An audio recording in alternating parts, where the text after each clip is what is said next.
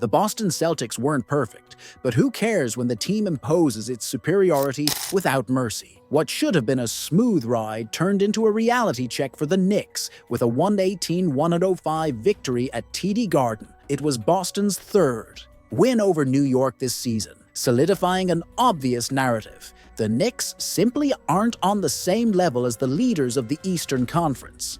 But those are four very important points that led the Celtics to dominate completely. In modern basketball, the volatility of games is something no one can underestimate. A comfortable lead can disappear in the blink of an eye, and that's exactly what the Celtics experienced when, for a brief period, they let the lead slip from their hands and allowed the Knicks to dream of a comeback. During this offensive lull, Boston was completely inefficient, missing shots in an incomprehensible way, while New York found its rhythm and took advantage of defensive lapses. What should have been a smooth ride turned into an unexpected situation, and TD Garden, once filled with confidence, saw its atmosphere change quickly. Jalen Brunson, as a true leader, exploded in the third quarter, scoring 15 points and giving new life to the Knicks. Karl Anthony Towns, showing why he's one of the most underrated stars in the league, also played his part,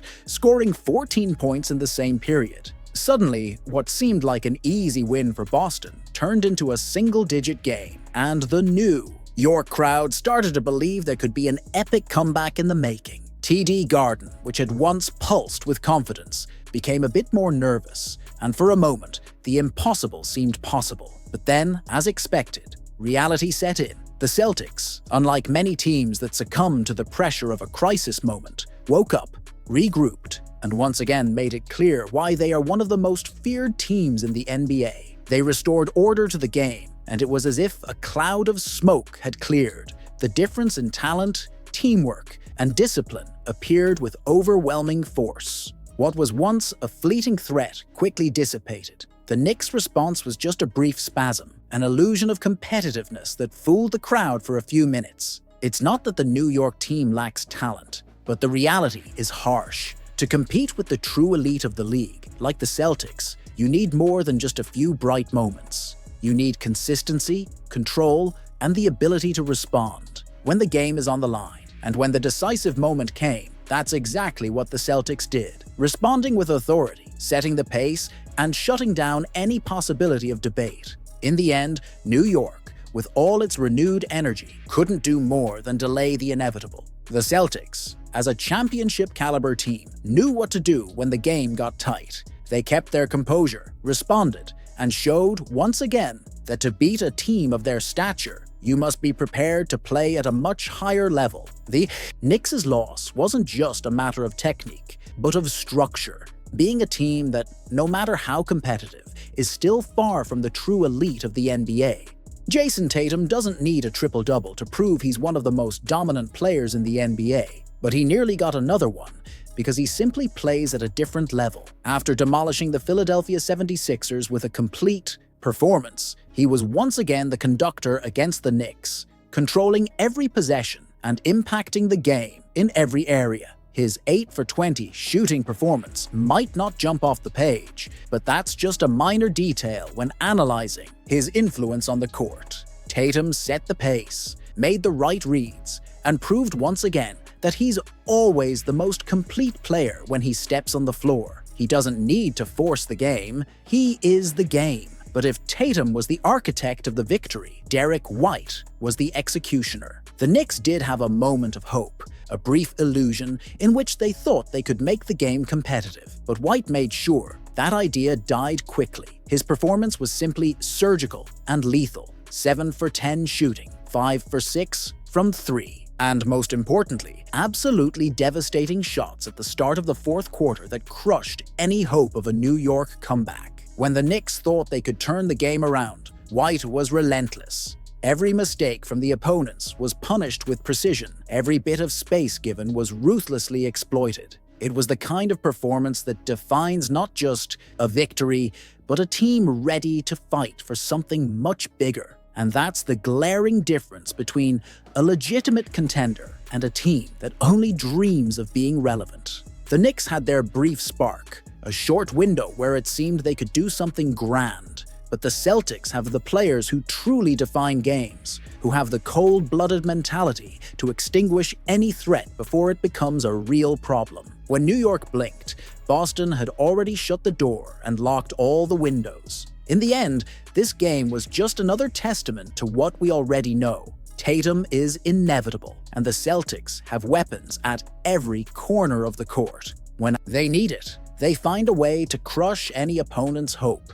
On Sunday, Tatum and White only reinforced that truth in the cruelest way possible for the Knicks.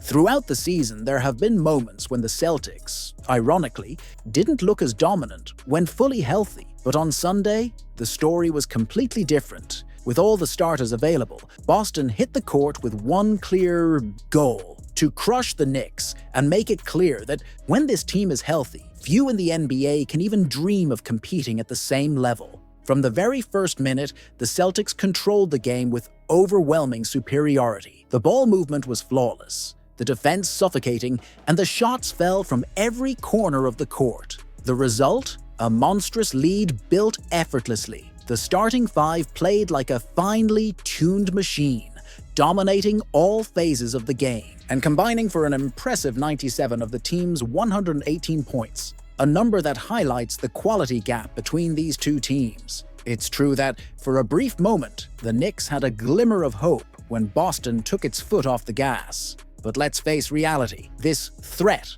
was never real. New York's response was nothing more than a hiccup within a complete Celtics dominance. The final score doesn't even begin to reflect the disparity between the teams, because at no point did Boston truly lose control of the game. It was like a cat playing with its prey before delivering the final blow. And that's the key point.